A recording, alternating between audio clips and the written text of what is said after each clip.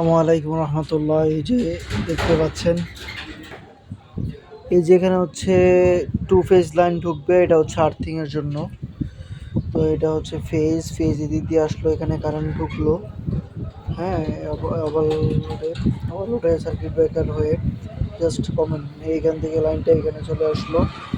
চলে আসার পরে এখানে পাওয়ার চলে আসলো সার্কিট ব্রেকারে। এটা হচ্ছে নিউট্রাল এখানে আসলো। আসার পরে এই যে দেখতে পাচ্ছেন, এই যে এটা তো ভিতর দিয়ে হচ্ছে কানেকশন করা আছে, এটাতে পাওয়ার আছে। এটা হচ্ছে একটা ওভারলোড।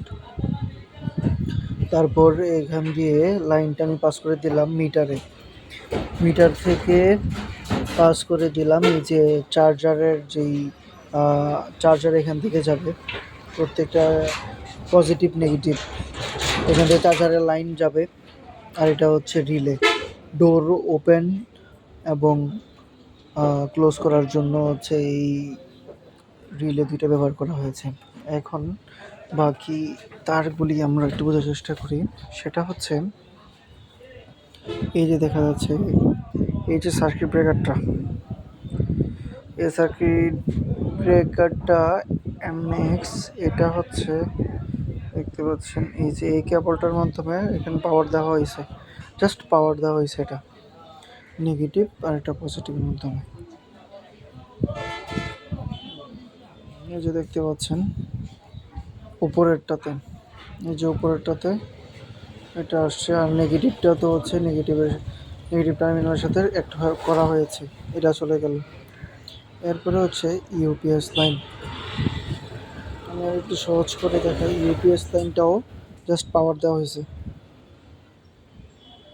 পজিটিভ একটা নেগেটিভ একটা।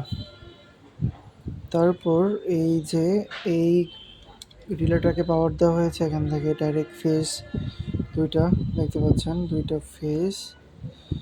দুইটা লাইন ফেজ, এই যে দুইটা যায় এই যে টার্মিনাল 1 এবং টার্মিনাল 2-তে যায়, জাস্ট লাগে গেছে 1 2। ওকে, তারপর এই যে ইউপিএস লাইনটা, এটা আমরা সহজে চিহ্নিত করতে পারি এটা দেখে। লাইন ইউপিএস লাইন, এটা হচ্ছে এই লাইনটা,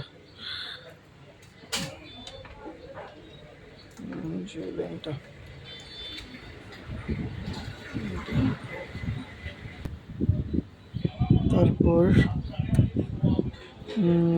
ফেজ একটা চলে গেল, ফেজ লাইন এটাও তো একটা যাবে ফেজ একটা নিউট্রালে, তো ঠিক আছে। তারপরে এখানে নিউট্রাল তিনটা আসছে,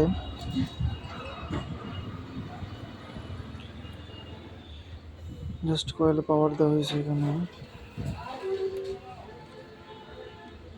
এই যে দেখেন এই লাইনটা কোথায় যাবে দেখাই, এটা হচ্ছে ফ্যানের লাইনটা কোথায় যাবে আমি একটু বলি।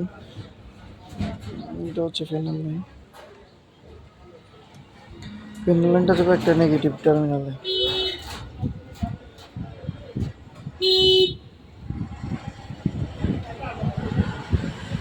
ফ্যানের লাইনটা যাবে একটা নেগেটিভ টার্মিনালে, আর এটা যাবে হচ্ছে কয়েলের এই সাইডে, আর এটা হচ্ছে নেগেটিভ টার্মিনালে। এটা হচ্ছে ফ্যানের লাইন, এই যে এটা। তারপর এটা তো দেখাইলাম, ফ্যানও গেল। এরপরে আর কি আছে, এইটা হচ্ছে